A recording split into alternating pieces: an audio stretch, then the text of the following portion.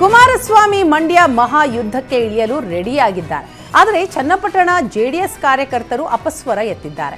JP ನಗರದ HDK ನಿವಾಸಕ್ಕೆ ದಾಂಗುಡಿ ಇಟ್ಟ ಚನ್ನಪಟ್ಟಣ ಕಾರ್ಯಕರ್ತರು ಬೇಕೇ ಬೇಕು ಕುಮಾರಣ್ಣ ಚನ್ನಪಟ್ಟಣಕ್ಕೆ ಬೇಕೇ ಬೇಕು ಅಂತ ಘೋಷಣೆ ಕೂಗಿದ್ರು.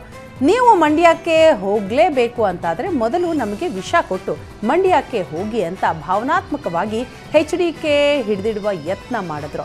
ಬಳಿಕ ಸಭೆ ನಡೆಸಿದ ಎಚ್ಡಿಕೆ ಮಂಡ್ಯದಿಂದ ತಮ್ಮ ಸ್ಪರ್ಧೆಯ ಅನಿವಾರ್ಯತೆಯನ್ನ ಮುಖಂಡರಿಗೆ ಮನವರಿಕೆ ಮಾಡಿಕೊಟ್ಟಿದ್ದಾರೆ. 2019ರಲ್ಲಿ ಮಂಡ್ಯದಲ್ಲಿ ಮೋಸದಿಂದ ನಿಖಿಲ್ನ ಸೋಲಿಸಿದ್ರು. ನಮ್ಮಿಂದ ಬೆಳೆದವರೇ ನಮ್ಮ ಕುಟುಂಬದ ವಿರುದ್ಧ ಮಾತನಾಡ್ತಿದ್ದಾರೆ. ಅವರಿಗೆ ಉತ್ತರ ಕೊಡಲು ನಾನು ಸ್ಪರ್ಧಿಸಬೇಕಾಗಿದೆ ಅಂತ ಹೇಳಿದರು.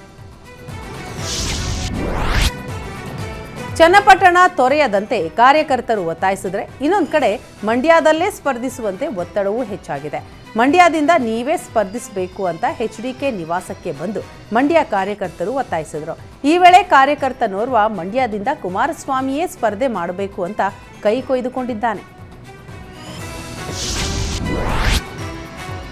ಬಿಜೆಪಿ ತೊರೆದು ಕೆಆರ್ಪಿಪಿ ಸ್ಥಾಪಿಸಿದ್ದ ಜನಾರ್ದನ ರೆಡ್ಡಿ ಮತ್ತೆ ಕಮಲಪಾಳ್ಯಕ್ಕೆ ವಾಪಸ್ಸಾಗಿದ್ದಾರೆ. ಬೆಂಗಳೂರಿನ ಮಲ್ಲೇಶ್ವರಂನಲ್ಲಿರುವ ಬಿಜೆಪಿ ಕಚೇರಿಯಲ್ಲಿ ರೆಡ್ಡಿ ಪಕ್ಷ ಸೇರ್ಪಡೆಗೊಂಡು ಬಾಹ್ಯ ಬೆಂಬಲ ಬೇಡ, ಪಾರ್ಟಿ ವಿಲೀನ ಮಾಡುವಂತ ಅಮಿತ್ ಶಾ ಹೇಳಿದ್ರು. ಹೀಗಾಗಿ ಇಂದು ಪಾರ್ಟಿ ವಿಲೀನ ಮಾಡಿದೆ. ಕಷ್ಟದ ದಿನಗಳನ್ನ ಇಂದು ಮತ್ತೆ ನೆನಪಿಸಿಕೊಳ್ಳೋದಿಲ್ಲ. ರಾಜಕೀಯ ವಿರೋಧಿಗಳು ಎಂದು ಯಾರಿಲ್ಲ ಅಂತ ನಾನು ಯಡಿಯೂರಪ್ಪ ಜೊತೆ ಹೆಜ್ಜೆಯಲ್ಲಿ ಹೆಜ್ಜೆ ಹಾಕಿ ಪಾರ್ಟಿ ಕಟ್ಟಿದ್ದೇವೆ. ಇಂದು ಅವರ ಮಗನ ಜೊತೆಯಲ್ಲಿ ಕೆಲಸ ಮಾಡುವ ಅವಕಾಶ ತುಂಬಾ ಹೆಮ್ಮೆ, ಖುಷಿ ತಂದಿದೆ. ನಾನು ಯಾವ ಕಂಡೀಷನ್ ಹಾಕಿ ಪಕ್ಷಕ್ಕೆ ಬಂದಿಲ್ಲ ಅಂತ ಹೇಳಿದರು. ಲೋಕ ಅಖಾಡ ಹೊಸ್ತಿಲಲ್ಲಿ ಕುಮಾರಸ್ವಾಮಿ ಮನೆ ಪವರ್ ಸೆಂಟರ್ ಆಗಿದೆ. ಬಿಜೆಪಿ ನಾಯಕರ ದಂಡೆ ಎಚ್ಡಿಕೆ ಮನೆಗೆ ಭೇಟಿ ಕೊಟ್ಟಿದೆ. ಬಿಜೆಪಿ ಟಿಕೆಟ್ ಪಡೆದವರು, ticket ವಂಚಿತರು HDK ಭೇಟಿಯಾಗಿದ್ದಾರೆ. Karadi Sanganna, doctor K Sudhakar, Sriramulu, Karjol, Tejasvi Surya, C K Ramamurthy ಸೇರಿ ಹಲವರು ಭೇಟಿ ಕೊಟ್ಟು ಪ್ರಚಾರಕ್ಕೆ ಆಹ್ವಾನಿಸಿದ್ದಾರೆ. ಮೈಸೂರು ಕೊಡಗು ಕ್ಷೇತ್ರ ಗೆಲ್ಲಲೇಬೇಕು ಎಂಬ ಹಠಕ್ಕೆ ಬಿದ್ದ ಸಿಎಂ ಸಿದ್ದರಾಮಯ್ಯ ಮೈಸೂರಿನಲ್ಲಿ ರೆಸಾರ್ಟ್ ವ್ಯೂಹ ನಡೆಸಿದ್ದಾರೆ. ಒಕ್ಕಲಿಗ ನಾಯಕನಿಗೆ ಚುನಾವಣಾ ಜವಾಬ್ದಾರಿ ನೀಡಲು ಚಿಂತನೆ ನಡೆಸಿದ್ದು, ಮೈಸೂರು ಗ್ರಾಮಾಂತರ ಕ್ಷೇತ್ರಗಳಲ್ಲಿ ಲೀಡ್ ತೆಗೆದುಕೊಳ್ಳಲು ಪ್ಲಾನ್ ಮಾಡಲಾಗಿದೆ. ಇತರೆ ಪಕ್ಷಗಳ ಮುಖಂಡರು, ಪ್ರಮುಖರಿಗೂ ಗಾಳ ಹಾಕಲು ಸ್ಕೆಚ್ ಹಾಕಲಾಗಿದೆ.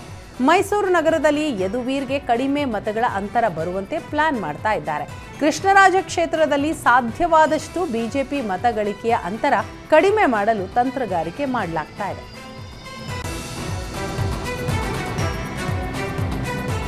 ರೆಸಾರ್ಟ್ನಲ್ಲಿ ರಾಜಕೀಯದ ಜೊತೆಗೆ ಯದುವೀರ್ ಮಣಿಸಲು ಸಿಎಂ ಮತ್ತೊಂದು ಮಾಸ್ಟರ್ ಪ್ಲಾನ್ ಮಾಡಿದ್ದಾರೆ. ಸ್ಟಾರ್ ಪ್ರಚಾರಕಿಯಾಗಿ ಮಾಜಿ ಸಂಸದೆ ನಟಿ ರಮ್ಯಾ ಕರೆತರಲು ಕೈ ನಾಯಕರು ಪ್ಲಾನ್ ಮಾಡಿದ್ದಾರೆ. 2023ರ ವಿಧಾನಸಭೆಯಲ್ಲಿ ಸಿದ್ದರಾಮಯ್ಯ, ಮಹದೇವಪ್ಪ ಪರ ರಮ್ಯಾ ಕ್ಯಾಂಪೇನ್ ಮಾಡಿದ್ರು. ಈಗ ಮೈಸೂರು ಕೊಡಗಿನಲ್ಲಿ ಸ್ಟಾರ್ ಪ್ರಚಾರಕಿಯಾಗಿ ರಮ್ಯಾ ಕರೆತರಲು ಚಿಂತನೆ ನಡೀತಾ ಇದೆ. ನಟಿ ರಮ್ಯಾ ಪಾಪ್ಯುಲಾರಿಟಿ ಬಳಸಿಕೊಳ್ಳಲು ಕಾಂಗ್ರೆಸ್ ಚಿಂತನೆ ನಡೆಸಿದೆ. ಅಥಣಿ ಶಾಸಕ ಲಕ್ಷ್ಮಣ್ ಸವದಿ ಅನುದಾನ ಸಂಪೂರ್ಣವಾಗಿ ಬರಬೇಕು ಅಂತಂದ್ರೆ ಕಾಂಗ್ರೆಸ್ ಅಭ್ಯರ್ಥಿಯನ್ನ ಗೆಲ್ಲಿಸಬೇಕು ಅಂತ ಸಚಿವ ಜಾರಕಿಹೊಳಿ ಪ್ರಚಾರದಲ್ಲಿ ಹೇಳಿದ್ದಾರೆ. ಮಗಳ ಪರ ಕೆಲಸ ಮಾಡದೇ ಇದ್ರೆ ಅಥಣಿಗೆ ಅನುದಾನ ಸಿಗಲ್ಲ ಎಂದು ಪರೋಕ್ಷವಾಗಿ ಸವದಿಗೆ ಎಚ್ಚರಿಕೆ ಕೊಟ್ಟಿದ್ದಾರೆ. ಕಾಂಗ್ರೆಸ್ ಪ್ರಚಾರ ಸಭೆಯಲ್ಲಿ ಸತೀಶ್ ಜಾರಕಿಹೊಳಿ ಸವದಿಗೆ ಪರೋಕ್ಷ ಸಂದೇಶ ಕೊಟ್ಟಿದ್ದಾರೆ. ಬರಗಾಲ ಅನುದಾನಕ್ಕಾಗಿ ಕೇಂದ್ರದ ವಿರುದ್ಧ ರಾಜ್ಯ ಸರ್ಕಾರ ಕಾನೂನು ಸಮರಕ್ಕೆ ಬಿಜೆಪಿ ಚುನಾವಣಾ ಉಸ್ತುವಾರಿ ರಾಧಾ ಮೋಹನ್ ದಾಸ್ ವ್ಯಂಗ್ಯವಾಡಿದ್ದಾರೆ. ಒಂದೆಡೆ ದೇವರು ಬರ ಸೃಷ್ಟಿಸಿದರೆ ಮತ್ತೊಂದು ಕಡೆ ಕಾಂಗ್ರೆಸ್ನ ರಾಹುಲ್ ಗಾಂಧಿ ಸೃಷ್ಟಿಸಿದ್ದಾರೆ. ಬೆಂಗಳೂರಿನ ಜನತೆಗೆ ಕುಡಿಯಲು ನೀರಿಲ್ಲದೇ ಇದ್ರೂ ಇಂಡಿಯಾ ಒಕ್ಕೂಟದ ಕಾರಣಕ್ಕೋಸ್ಕರ ರಾಹುಲ್ ಗಾಂಧಿ ತಮಿಳುನಾಡಿಗೆ ನೀರು ಬಿಟ್ಟಿದ್ದಾರೆ ಅಂತ ಆರೋಪಿಸಿದ್ದಾರೆ. ಯಡಿಯೂರಪ್ಪ ಅಥಣಿಗೆ ಅನುದಾನ ಕೇಳಿದ್ರೆ ನನಗೆ ವಿಷ ಕುಡಿಯೋದಕ್ಕೂ ಹಣವಿಲ್ಲ ಅಂತ ಹೇಳಿದರು ಎಂದು ಶಾಸಕ ಲಕ್ಷ್ಮಣ ಸವದಿ ಆರೋಪಿಸಿದ್ದಾರೆ. ಯಡಿಯೂರಪ್ಪ ಅಥಣಿಗೆ ಬರಲಿ, ಹೆಣ್ಣು ಮಕ್ಕಳಿಂದ ಮಂಗಳಾರತಿ ಮಾಡಿಸ್ತೇನೆ ಅಂತ ಹೇಳಿದ್ದಾರೆ. ಇನ್ನು ಇದೇ ವೇಳೆ ಅಣ್ಣಾ ಸಾಹೇಬ್ ಜೊಲ್ಲೆಗೆ ಸೋಲಾಗಲಿದೆ ಅಂತ ಭವಿಷ್ಯ ನುಡಿದರು. ಬಿಜೆಪಿ ಜೆಡಿಎಸ್ ಮೈತ್ರಿ ಹಿನ್ನೆಲೆ ತುರುವೇಕೆರೆಯಲ್ಲಿ ರಾಜಕೀಯ ಕಡು ವೈರಿಗಳು ಒಂದಾಗಿದ್ದಾರೆ. ಬಿಜೆಪಿ ಮಾಜಿ ಶಾಸಕ ಮಸಾಲೆ ಜಯರಾಮ್ ಹಾಗೂ ಜೆಡಿಎಸ್ ಶಾಸಕ ಎಂಟಿ ಕೃಷ್ಣಪ್ಪ ಒಂದೇ ವೇದಿಕೆಯಲ್ಲಿ ಕಾಣಿಸಿಕೊಂಡಿದ್ದಾರೆ. ತುರುವೇಕೆರೆ ಪಟ್ಟಣದ ವಿರಕ್ತ ಮಠದ ಸಭಾಭವನದಲ್ಲಿ ಸಮನ್ವಯ ಕಾರ್ಯಕ್ರಮ ಆಯೋಜಿಸಲಾಗಿತ್ತು. ಮೈತ್ರಿ ಅಭ್ಯರ್ಥಿ ವಿ ಸೋಮಣ್ಣ, ಗೋಪಾಲಯ್ಯ, ಲಕ್ಷ್ಮೀನಾರಾಯಣ್, ನರೇಂದ್ರ ಬಾಬು ಸೇರಿದಂತೆ ಜೆಡಿಎಸ್ ಹಾಗೂ ಬಿಜೆಪಿ ಮುಖಂಡರು ಕಾರ್ಯಕ್ರಮದಲ್ಲಿ ಉಪಸ್ಥಿತರಿದ್ದರು. ಮೈತ್ರಿ ಪಕ್ಷದ ಕಾರ್ಯಕರ್ತರು ಪ್ರಧಾನಿ ಮೋದಿ ಹಾಗೂ ಮಾಜಿ ಪ್ರಧಾನಿ ದೇವೇಗೌಡರಿಗೆ ಘೋಷಣೆ ಕೂಗಿದರು.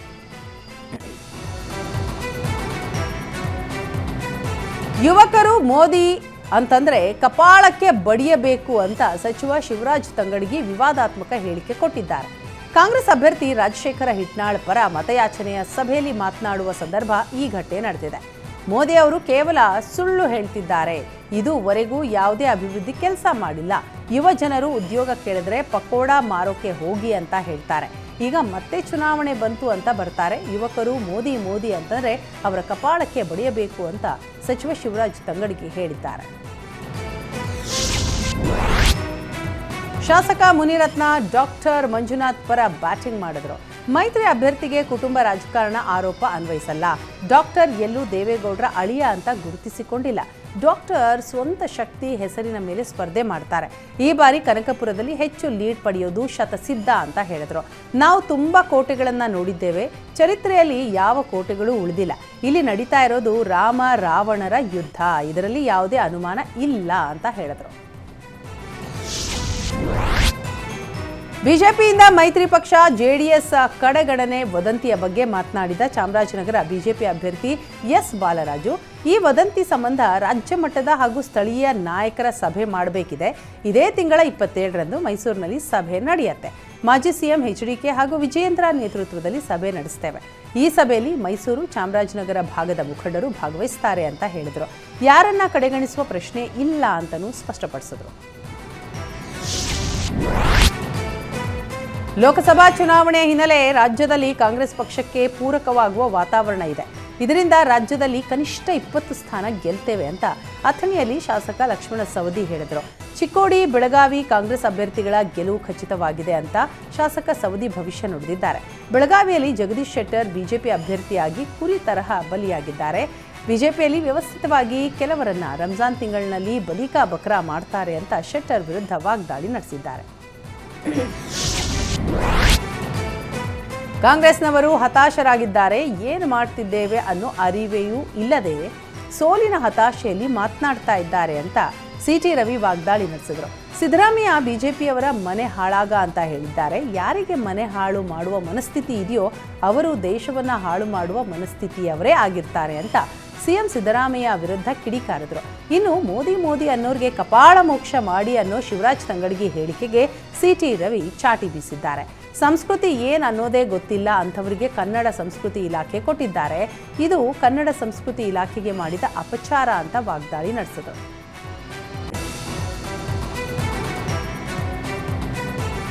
ಶಿವಮೊಗ್ಗದಲ್ಲಿ ಬಂಡಾಯ ಅಭ್ಯರ್ಥಿಯಾಗಿ ಗೆಲ್ಲಬೇಕು ಅಂತ ಪಣ ತೊಟ್ಟ ಈಶ್ವರಪ್ಪ ವಿವಿಧ ಮಠಗಳಿಗೆ ಭೇಟಿ ಕೊಡ್ತಾ ಇದ್ದಾರೆ. ರಂಭಾಪುರಿ ಮಠಕ್ಕೆ ಭೇಟಿ ನೀಡಿದ ಬಿಜೆಪಿ ರೆಬಲ್ ನಾಯಕ ಈಶ್ವರಪ್ಪ ರಂಭಾಪುರಿ ಶ್ರೀಗಳ ಆಶೀರ್ವಾದ ಪಡೆದರು. ಈಶ್ವರಪ್ಪಗೆ ಸನ್ಮಾನ ಮಾಡಿ ಆಶೀರ್ವಾದ ಮಾಡಿದ ರಂಭಾಪುರಿ ಶ್ರೀಗಳು ಈಶ್ವರಪ್ಪ ಅವರನ್ನ ನೀವೇ ಗೆಲ್ಲಿಸಬೇಕು ಅಂತ ಶ್ರೀಗಳ ಬಳಿ ಬೆಂಬಲಿಗರು ಮನವಿ ಮಾಡಿದರು. ಟಿಕೆಟ್ ಘೋಷಣೆಯ ಬಳಿಕ ಮೊದಲ ಬಾರಿಗೆ ಚಿತ್ರದುರ್ಗಕ್ಕೆ ಆಗಮಿಸಿದ ಕಾಂಗ್ರೆಸ್ ಅಭ್ಯರ್ಥಿ ಬಿಎನ್ ಚಂದ್ರಪ್ಪಗೆ ಅದ್ದೂರಿ ಸ್ವಾಗತ ದೊರೆತಿದೆ. ಕ್ರೈನ್ನಿಂದ ಬೃಹತ್ ಹೂವಿನ ಹಾರ ಹಾಕಿ ಸ್ವಾಗತ ಕೋರಲಾಯಿತು. ಬಿಜೆಪಿ ಅಭ್ಯರ್ಥಿ ಶೋಭಾ ಕರಂದ್ಲಾಜೆ ಬಹಿರಂಗ ಪ್ರಚಾರ ಮತ್ತು ಭಾಷಣ ನಿರ್ಬಂಧಿಸುವಂತೆ ಚುನಾವಣೆ ಆಯೋಗಕ್ಕೆ ಬೆಂಗಳೂರು ಉತ್ತರ ಜಿಲ್ಲಾ ಕಾಂಗ್ರೆಸ್ ಸಮಿತಿ ದೂರು ಕೊಟ್ಟಿದೆ. ಪ್ರಚೋದನಕಾರಿ ಭಾಷಣಗಳಿಂದ ಕೋಮು ಗಲಭೆಗಳಿಗೆ ಶೋಭಾ ಕರಂದ್ಲಾಜೆ ಕುಖ್ಯಾತರಾಗಿದ್ದಾರೆ, ಹಾಗಾಗಿ ಅವರ ಭಾಷಣಗಳಿಗೆ ಅನುಮತಿ ನೀಡಬೇಡಿ ಅಂತ ದೂರಿನಲ್ಲಿ ಉಲ್ಲೇಖಿಸಿದ್ದಾರೆ. ಹಿಂದೂ, ಮುಸ್ಲಿಂ, ಕ್ರೈಸ್ತರು ಎಂಬ ಭೇದ ಭಾವವಿಲ್ಲದೆ ಜಾತಿ, ಮತ, ಪಂಥಗಳನ್ನು ಮೀರಿ ಯಾವುದೇ ಪ್ರಚೋದನಕಾರಿ ಭಾಷಣಗಳಿಗೆ ಪ್ರೇರೇಪಿತರಾಗದೆ ಶಾಂತಿ, ಸೌಹಾರ್ದತೆ, ಸಹಬಾಳ್ವೆಯಿಂದ ಬದುಕ್ತಾ ಇದ್ದೇವೆ.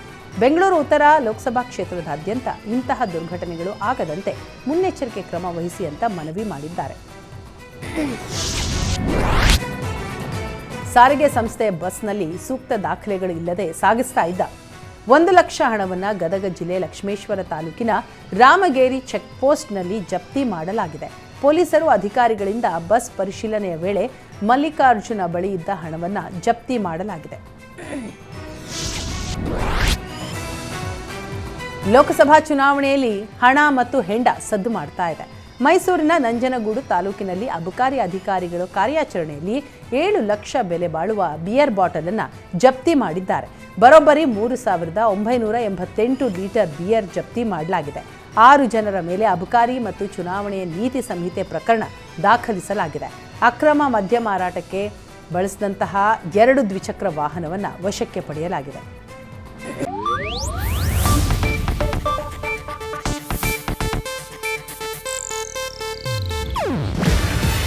ಇದು ಏಷ್ಯಾನೆಟ್ ನ್ಯೂಸ್ ನೆಟ್ವರ್ಕ್ ಪ್ರಸ್ತುತಿ. ನೀವು ನೋಡ್ತಿದ್ದೀರಾ ಏಷ್ಯಾನೆಟ್ ಸುವರ್ಣ ನ್ಯೂಸ್.